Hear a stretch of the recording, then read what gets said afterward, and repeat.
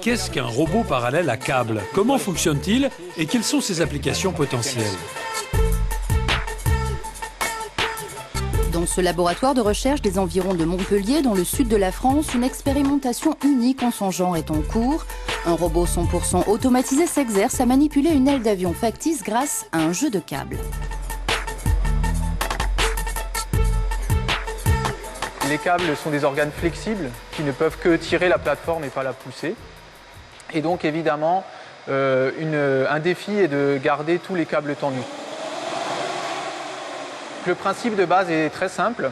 Par contre, évidemment, quand on souhaite atteindre un certain nombre de performances, c'est-à-dire aller vite, soulever lourd ou être précis, c'est là où les difficultés vont apparaître et c'est là où il faut des mathématiques, en fait, aussi bien pour la conception de la machine que pour sa commande.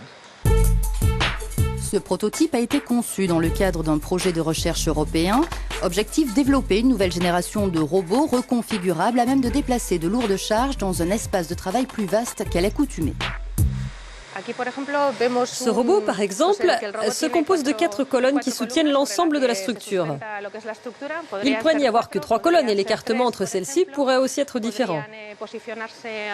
L'aspect modulable de ce robot permet de jouer avec la plateforme mobile.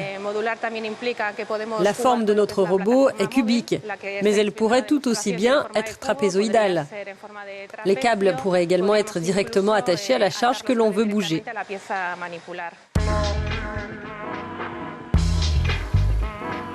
Ici, sur cette plaque, on s'est adapté à la pièce, c'est-à-dire c'est une pièce plane, et on a calculé le meilleur positionnement des câbles pour pouvoir manipuler la pièce dans les 3 translations et les 3 rotations de l'espace, de manière à ce qu'on ait la meilleure amplitude possible, qu'on puisse travailler avec la plus grande sécurité possible dans tout le volume de travail.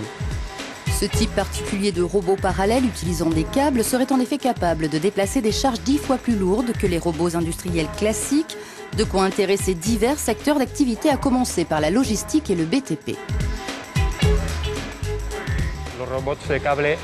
Ces robots sont des outils complémentaires aux grues, aux treuils et autres systèmes de levage et de manutention existants.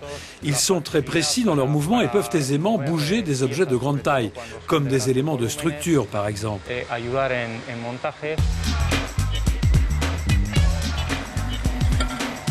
Il aura fallu 3 ans de travail à cette équipe de chercheurs pour mettre au point ce robot à câble et son système ultra sophistiqué de commande numérique. Mais pas question d'en rester là, il voit encore plus grand.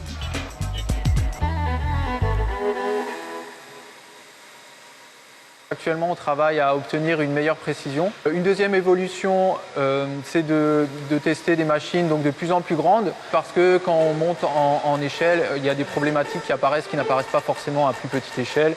Et notre principal objectif étant de développer des machines qui sont utilisées à grande échelle, dans l'aéronautique, la construction navale, ce genre de secteur. L'Europe a besoin de maintenir sa production industrielle sur place et de ne pas délocaliser vers des pays où la main-d'œuvre est meilleur marché. Mais pour cela, on doit réduire nos coûts de fabrication. La robotisation de la production industrielle est donc au cœur de la compétitivité européenne. La commercialisation d'un robot parallèle à câble comme celui-ci pourrait intervenir d'ici à 2 ans.